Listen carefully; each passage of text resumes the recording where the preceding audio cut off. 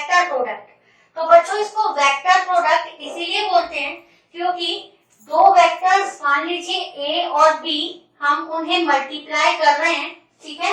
Multiply करने के बाद जो फिजिकल क्वांटिटी हमें मिल रही है, यानी जो प्रोडक्ट मिल रहा है ए और बी का, अगर वो खुद एक वेक्टर क्वांटिटी है, ठीक है, वेक्टर ए और वेक्टर बी को जब हम मल्टीप्लाई कर रहे हैं, ठीक है, अगर हमको जो रिजल्टेंट मिल रहा है अगर वो वेक्टर है तो हम ए और बी के प्रोडक्ट को बोलेंगे वेक्टर प्रोडक्ट, और वेक्टर प्रोडक्ट को क्रॉस प्रोडक्ट बोलते हैं। मतलब वेक्टर प्रोडक्ट को लिखते समय वेक्टर ए और वेक्टर बी के बीच में हम क्रॉस सिंबल लगाते हैं, ठीक है, इसीलिए इसको बोलते हैं क्रॉस प्रोडक्ट। तो यहाँ पर क्या फर्क है, जब हमने स्केलर प्रोडक्ट पढ़ा था उस दौरान हमने ये सीखा था कि जब दो वेक्टर्स हम मल्टीप्लाई करें और अगर हमारा रिजल्टेंट जो हमें फिजिकल क्वांटिटी मिलेगी अगर वो स्केलर है तो हम उसको बोलते थे स्केलर प्रोडक्ट। पर यहाँ पे क्या हो रहा है, वेक्टर्स मल्टीप्लाई होने के बाद जो रिजल्टेंट मिल रहा है, ठीक है, या जो रिजल्ट हम ऑब्टेन कर रहे हैं वो एक वेक्टर क्वांटिटी है, ठीक है, इसीलिए वेक्टर ए और वेक्टर बी के प्रोडक्ट को हम बोलते हैं वेक्टर प्रोडक्ट, और दोनों के बीच में ये क्रॉस सिंबल लगाते हैं, इसलिए इसको डिनोट किया जाता है क्रॉस से, और इसको क्रॉस प्रोडक्ट बोलते हैं, ठीक है। तो यहाँ पे हमें ये समझना है कि ये जो वेक्टर सी है, ठीक है, जो रिजल्ट है हमारा वो एक वेक्टर क्वांटिटी है, मतलब वेक्टर सी के पास दोनों चीजें होंगी, मैग्नीट्यूड भी होगा और डायरेक्शन भी होगा। तो आइए सीखते हैं basic definition of vector product, ठीक है बच्चों। वेक्टर प्रोडक्ट और cross product of two vectors, vector A and vector B, is a vector whose magnitude is equal to the product of magnitudes of two vectors and sine of the smaller angle theta between the two vectors। बच्चों हमने दो vectors लिए, ठीक है, सबसे पहले simplicity के लिए मैंने एक्स एक्सिस और वाई एक्सिस बना ली, ठीक है। वेक्टर ए जो है वो एक्स एक्सिस के अलोंग लाई कर रहा है और वेक्टर बी जो है वो डायरेक्टेड है अलोंग वाई एक्सिस, ठीक है। ये सबसे सिंपल केस हम डिस्कस कर रहे हैं, ठीक है। हमने ऐसा समझ लीजिए, इस बोर्ड को आप एक प्लेन कंसीडर कर लीजिए, ये वाला जो है ये आपका एक्स एक्सिस हो गया और जो हाइट हो गई बोर्ड की वो हो गई आपकी वाई एक्सिस, ठीक है। तो मैंने अलोंग एक्स एक्सिस एक वेक्टर लिया, ठीक है, वेक्टर ए, और एक दूसरा वेक्टर लिया that is vector B which is taken along Y axis, ठीक है। अब मुझे इन दोनों वेक्टर्स का क्या निकालना है बच्चों, क्रॉस प्रोडक्ट, ठीक है। तो इसको लिखने का तरीका vector A cross vector B, ठीक है, इज इक्वल्स टू, डेफिनेशन कहती है magnitude of vector A multiplied by magnitude of vector B multiplied by sine of the smaller angle between two vectors. बच्चों मान लीजिए दो वेक्टर्स कुछ इस तरीके से इंक्लाइंड है, ठीक है, यहाँ पे ये वेक्टर ए और ये वेक्टर बी, तो दोनों के बीच का एंगल से फॉर एग्जांपल 30 है, ठीक है। तो आपको ये वाला एंगल कंसीडर करना है, ये स्मॉलर एंगल, आपको ये बड़ा वाला एंगल नहीं लेना है, ठीक है। तो ए और बी के बीच का जो स्मॉलर एंगल है, ठीक है, जो एक्यूट एंगल है वो आपको लेना है, कितना है वो 30 डिग्री, आप ये वाला बड़ा एंगल नहीं लेंगे, ठीक है। तो क्या डेफिनेशन बनाई, magnitude of vector A into magnitude of vector B into sine of smaller angle between the two vectors, ठीक है बच्चों। इनटू साथ में देखिए ये हमने यू और ऊपर में कैप लिखा है, ये है बच्चों यूनिट वेक्टर, ठीक है। जिस वेक्टर के ऊपर इस तरीके से कैप बनी हो तो समझ जाना कि वो यूनिट वेक्टर है जिसका मैग्नीट्यूड 1 है।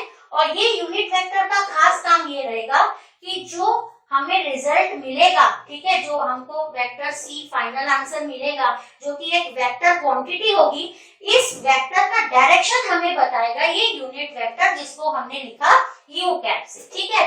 तो हम ऐसा समझ लेते हैं कि वेक्टर ए और वेक्टर बी का जब हमने मल्टीप्लीकेशन किया, इन दोनों का जब हमने क्रॉस प्रोडक्ट निकाला, तो मान लीजिए हमको रिजल्टेंट क्वांटिटी मिली सी और ये भी एक वेक्टर है, तो मैंने क्या लिखा, vector A cross vector B equal to vector C, मतलब ए और बी का क्रॉस प्रोडक्ट हमने निकाला तो हमें एक वेक्टर मिला, ठीक है, इसको हम बोल सकते हैं रिजल्टेंट वेक्टर। अब बच्चों यहाँ पर मैग्नीट्यूड ऑफ ए को मैंने सिंपल ए लिखा, मैग्नीट्यूड ऑफ वेक्टर बी को बी लिखा, sine theta into unit vector. अब ये जो यूनिट वेक्टर है ये हमको वेक्टर सी का डायरेक्शन बताएगा, और ये यूनिट वेक्टर कैसा होगा बच्चों, it is perpendicular to the plane containing the two vectors. ठीक है, अब आपने एक वेक्टर अलोंग एक्स एक्सिस लिया, दूसरा वेक्टर अलोंग वाई एक्सिस लिया, तो ए और बी का जो रिजल्टेंट होगा, ठीक है, वो उसका जो डायरेक्शन होगा that will be perpendicular to the plane containing A and B. A और बी, ए एक्स एक्सिस के अलोंग है, बी वाई एक्सिस के अलोंग है, तो जो इन दोनों का रिजल्टेंट होगा सी बच्चों, वो होगा आउटवर्ड, यानी ऐसा समझिए अलोंग जेड एक्सिस। आपको हमने बताया है एक्स एक्सिस, वाई एक्सिस और जेड एक्सिस म्यूचुअली परपेंडिकुलर होती है। समझ लेते हैं, ये blue colour X axis, red colour Y axis, ठीक है, और ये ब्लैक कलर जेड एक्सिस, ऐसा हमने बना लिया। अब देखिए ब्लू कलर एक्स एक्सिस है, यहाँ पे वेक्टर ए है हमारा, रेड कलर वाई एक्सिस है, यहाँ पे हमारा वेक्टर बी है। तो जब हम वेक्टर ए और वेक्टर बी को मल्टीप्लाई करेंगे, उनका क्रॉस प्रोडक्ट निकालेंगे, तो जो वेक्टर सी हमको मिलेगा वो कैसा होगा, वेक्टर ए से भी परपेंडिकुलर और वेक्टर बी से भी परपेंडिकुलर। ठीक है, तो सी की डायरेक्शन आपको कैसी दिखी, ये आपका बोर्ड का प्लेन है, बोर्ड के प्लेन के बाहर। ठीक है, तो ये दो केसेस हो सकते हैं, बोर्ड के प्लेन के बाहर भी हो सकता है बच्चों, और बोर्ड के प्लेन के अंदर भी हो सकता है। ठीक है, बोर्ड के प्लेन के बाहर को हम कंसीडर कर लेते हैं प्लस जेड एक्सिस, और बोर्ड के प्लेन के अंदर को कंसीडर कर लेते हैं माइनस जेड एक्सिस। ठीक है, तो डायरेक्शन जो है हमने कहा, लिखा है डेफिनेशन में, यूनिट वेक्टर जो है वो परपेंडिकुलर होगा। ठीक है, देख लीजिए ये जो जेड एक्सिस है, ठीक है, यहाँ पर ये जेड एक्सिस जो है वो ये एक्स से भी परपेंडिकुलर है, जिसमें ए वेक्टर लाई कर रहा है, और वेक्टर बी से भी परपेंडिकुलर है। ठीक है, तो हमको ये समझना है बच्चों कि ये जो हमारा रिजल्टेंट वेक्टर है, ठीक है, इसका डायरेक्शन दिखाने के लिए हम स्पेसिफाई करेंगे यूनिट वेक्टर, और वो जो यूनिट वेक्टर होगा वो इन दोनों वेक्टर के प्लेन से परपेंडिकुलर होगा। यानी कि हमारा जो रिजल्टेंट वेक्टर होगा, जो फाइनल रिजल्ट हमको मिलेगा, जो कि एक वेक्टर क्वांटिटी होगी, उसका जो डायरेक्शन होगा वो वेक्टर ए और वेक्टर बी से परपेंडिकुलर होगा। ठीक है, तो इसको ऐसे समझ लेंगे बच्चों कि cross product of vector A and vector B is equals to magnitude of vector A into magnitude of vector B into sine of smaller angle between two vectors। ठीक है, अब बच्चों ये वाला जो पार्ट है, ठीक है, मैग्नीट्यूड ऑफ वेक्टर ए को ए लिखा, मैग्नीट्यूड ऑफ वेक्टर बी को बी लिखा, साइन थीटा, तो ये वाला जो पार्ट है बच्चों A B sine theta, A B sine theta आपको क्या बताएगा, A B sine theta specify करेगा मैग्नीट्यूड ऑफ वेक्टर सी। बच्चों मैंने आपको बताया ना, सी क्या है, एक वेक्टर क्वांटिटी है, तो उसके पास मैग्नीट्यूड भी होगा और डायरेक्शन भी, ए एक नंबर होगा, बी एक नंबर होगा, थीटा एक वैल्यू होगी, तो जब हम सबको मल्टीप्लाई करेंगे तो हमको एक नंबर मिलेगा, मतलब हमारे रिजल्टेंट वेक्टर का ये मैग्नीट्यूड है। ठीक है, अब उसकी डायरेक्शन बताने के लिए हमने क्या लिखा, यूनिट वेक्टर यू। ठीक है, तो ये हमारा फॉर्मूला बन गया बच्चों। अब सवाल ये उठता है कि ये सी यूनिट वेक्टर का डायरेक्शन हम कैसे निकालेंगे। तो बच्चों इसके लिए हमारे पास एक रूल है जिसको हम बोलते हैं राइट हैंड थंब रूल। ठीक है, राइट हैंड थंब रूल का यूज करके हम इसका डायरेक्शन निकाल सकते हैं। अब इसको कुछ इस तरीके से समझ लीजिए बच्चों कि ये आपका वेक्टर ए है और ये आपका वेक्टर बी है, आपको निकालना क्या है, ए क्रॉस बी। ठीक है, तो आपको अपनी राइट हैंड लेनी है। ठीक है, राइट हैंड की जो फिंगर्स है ना बच्चों, वो कुछ इस तरीके से आपको कर्ल करनी है कि किधर से किधर, ए से बी के तरफ जाना है। ठीक है, ए से आपको बी के तरफ जाना है, तो ए से बी, ये देखिए ये ए है, ये मैंने अपना पाम रखा एक्स एक्सिस के अलोंग, ए क्रॉस बी, ए से बी की तरफ जाना है, तो मैं अपनी फिंगर्स को ए से बी के तरफ कर्ल कर लूं। देखिए ये मैंने अपना पाम रखा, ये ए से बी, मतलब ऊपर उठा रही हूँ मैं अपनी फिंगर्स को, तो मैंने अपनी फिंगर्स को कर्ल किया ए से बी के तरफ। अब जब इस तरीके से फिंगर्स हम कर्ल करेंगे तो आप देख सकते हो थंब किस तरफ पॉइंट हो रहा है, आउटवर्ड, मतलब ये बोर्ड के प्लेन के बाहर की तरफ ये थंब पॉइंट हो रहा है। मतलब रिजल्टेंट वेक्टर बोलेंगे उसका डायरेक्शन क्या होगा बच्चों, बोर्ड के प्लेन के बाहर। ठीक है, तो समझ गए आप क्या किया, आपको क्या निकालना है, ए क्रॉस बी। ए से बी की तरफ आप अपनी फिंगर्स को कर्ल करते हुए लाओगे और थंब का डायरेक्शन देखोगे कि थंब आउटवर्ड हो रहा है या इनवर्ड हो रहा है। इस केस में थंब पॉइंटिंग आउटवर्ड्स, तो हम क्या कहेंगे कि ये जो यूनिट वेक्टर होगा ना सी, इसका जो डायरेक्शन होगा that will B along positive Z axis. ठीक है, बोर्ड के प्लेन के बाहर को प्लस जेड ले लो, बोर्ड के प्लेन के अंदर को माइनस जेड ले लो। ठीक है, तो हमने क्या लिखा, ए क्रॉस बी का जो रिजल्टेंट मिला वो वेक्टर सी था। ए बी साइन थीटा को आप कंसीडर करोगे मैग्नीट्यूड ऑफ वेक्टर सी, और यूनिट वेक्टर सी आपको क्या बताएगा, रिजल्टेंट वेक्टर सी का डायरेक्शन। आप देख सकते हो मैंने जेड एक्सिस के अलोंग यूनिट वेक्टर सी को शो किया, जो बता रहा है कि वेक्टर सी का जो डायरेक्शन है that will B along positive Z axis. ठीक है, यहाँ पे आपको समझना होगा एक्स ये 2 डायमेंशनल है, इस वजह से ये तीनों परपेंडिकुलर नहीं दिख रहे, बल्कि ये इस तरीके से हैं। ठीक है, आप इसको इस तरीके से समझ लीजिए, ये आपका एक्स एक्सिस हो गया, ये वाई एक्सिस, और ये यूनिट ये आपका क्या हो गया, ये आपका रिजल्टेंट जो कि वेक्टर सी है। और ये देख लीजिए ये है आपका बोर्ड के प्लेन से, ये इसको मेरे हाथ को समझ लीजिए, प्लेन है, ये एक्स एक्सिस, ये वाई एक्सिस, और ये बाहर की तरफ। ठीक है, तो इसको हम बोलेंगे वेक्टर सी। ठीक है, तो वेक्टर सी का डायरेक्शन वेक्टर ए से भी परपेंडिकुलर है और वेक्टर सी का डायरेक्शन वेक्टर बी से भी परपेंडिकुलर है। तो इस तरीके से बच्चों हम निकालते हैं दो वेक्टर्स का क्रॉस प्रोडक्ट। ठीक है, अब बच्चों हमने सोचा कि जब हम अपना स्केलर प्रोडक्ट पढ़ रहे थे उस टाइम पे हमने स्टडी किया था कि बच्चों स्केलर प्रोडक्ट जो है ना वो कम्यूटेटिव लॉ को ओबे कर रहा था। ठीक है, मतलब हमने पढ़ा था vector A dot vector B is equals to vector B dot vector A. ठीक है, ऐसा होता था बच्चों, लेकिन वेक्टर प्रोडक्ट में ऐसा नहीं होता। ठीक है, वेक्टर प्रोडक्ट में कम्यूटेटिव लॉ ओबे नहीं हो पाता है। करके देखते हैं बच्चों, हमने ए क्रॉस बी तो कर ही लिया, अब हम करके देखते हैं कि बी क्रॉस ए का रिजल्ट क्या आता है। ठीक है, तो मान लिया कि आपने बी क्रॉस सी किया तो बी क्रॉस ए किया। ठीक है, तो आपको कुछ रिजल्टेंट मिला, उस रिजल्टेंट का नाम हमने रख दिया वेक्टर सी।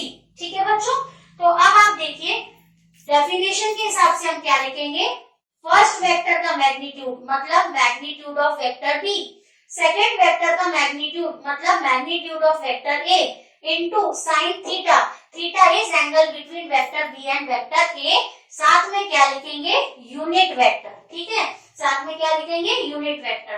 तो मैंने यहाँ लिख दिया यूनिट वेक्टर सी, मतलब यूनिट वेक्टर सी जो है वो बताएगा कि रिजल्टेंट सी वेक्टर किस डायरेक्शन में होगा। ठीक है, तो यहाँ पर अब बच्चों ऐसा समझिए, फिर से पता लगाएंगे। ठीक है, कि डायरेक्शन क्या होगा। ठीक है, बी का वैल्यू पुट कर लेंगे, आप ए का वैल्यू पुट कर लेंगे। ठीक है, बी और ए नंबर्स होंगे, साइन थीटा की एक वैल्यू मिलेगी, मतलब ये जो है बी ए साइन थीटा, इससे आपको क्या मालूम पड़ जाएगा बच्चों, ये आपको दे देगा मैग्नीट्यूड। ठीक है, ये आपको क्या बता देगा, मैग्नीट्यूड ऑफ वेक्टर सी। ठीक है, मैग्नीट्यूड ऑफ वेक्टर सी का पता आपको चल जाएगा, और यूनिट वेक्टर सी क्या बताएगा, डायरेक्शन बच्चों। ठीक है, तो डायरेक्शन का पता हम लगा सकते हैं with the help of right hand thumb rule. ठीक है, तो आइए इसको समझते हैं। आप किधर से किधर जाना है बच्चों, आप जाना है बी से ए की तरफ। ठीक है, तो इधर देख लीजिए बच्चों, बी से ए की तरफ मैंने अपना राइट हैंड रखा। ठीक है, बी से ए की तरफ आप देखिए, बी से ए मतलब नीचे की तरफ झुक रहे हैं हम, तो देखिए मैंने अपना पाम रखा।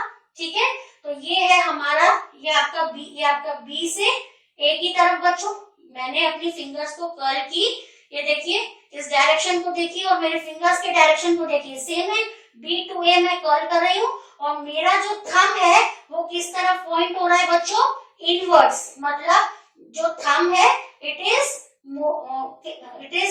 Going inside the plane of the board, board के प्लेन के अंदर जा रहा है। ठीक है, इस केस में बोर्ड के प्लेन के बाहर आ रहा था थंब, और इस केस में इट इज पॉइंटिंग इनवर्ड्स। ठीक है, तो यहाँ पे आप देख सकते हो बच्चों, इनवर्ड्स का मतलब क्या हुआ, मैंने आपको बताया, अगर मैं बोर्ड की बात करूं तो बोर्ड के प्लेन के बाहर को मैंने कंसीडर किया प्लस जेड, और बोर्ड के प्लेन के अंदर को मैं कंसीडर करूंगी -z।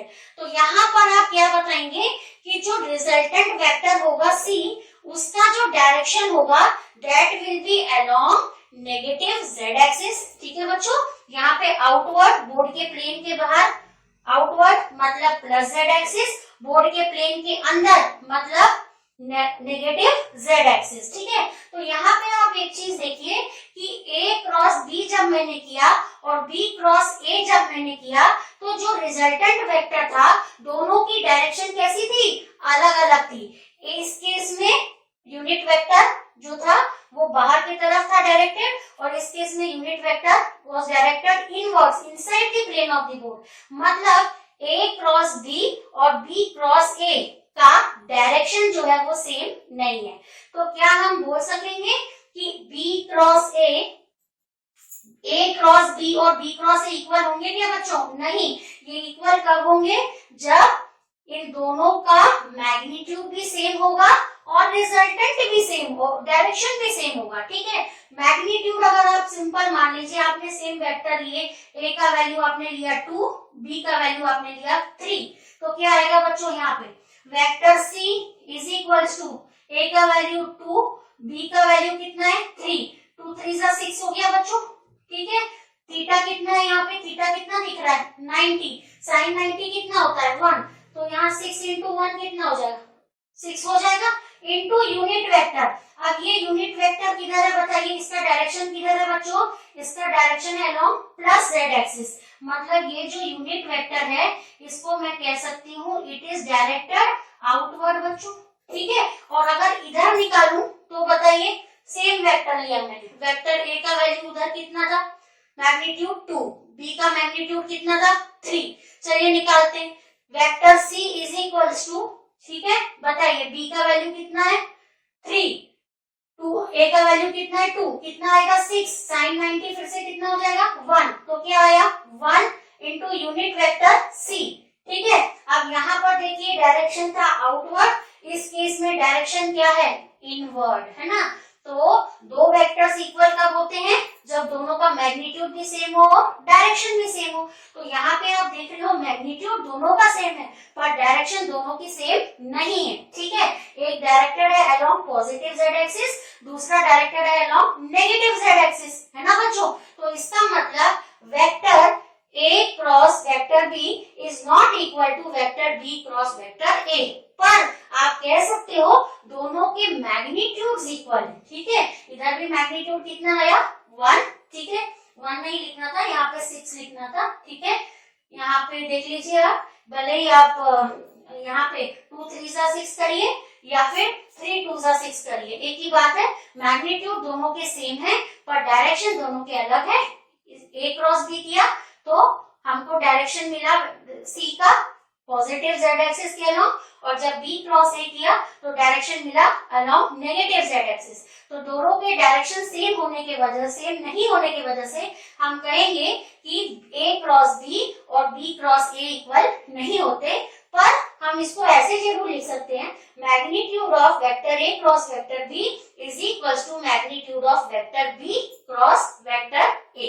ठीक है, तो ये था बच्चों वेक्टर प्रोडक्ट का बेसिक कॉन्सेप्ट, बेसिक डेफिनेशन, जो कहती है दो वेक्टर्स का जब हम क्रॉस प्रोडक्ट निकालेंगे वो किसके बराबर होगा, पहले वेक्टर का मैग्नीट्यूड मल्टीप्लाइड बाय दूसरे वेक्टर का magnitude into sine of smaller angle between vector a and vector b। ठीक है, साथ में हमको क्या लिखना है, यूनिट वेक्टर, ये लिखना बहुत जरूरी है क्योंकि हम वेक्टर प्रोडक्ट पढ़ रहे हैं।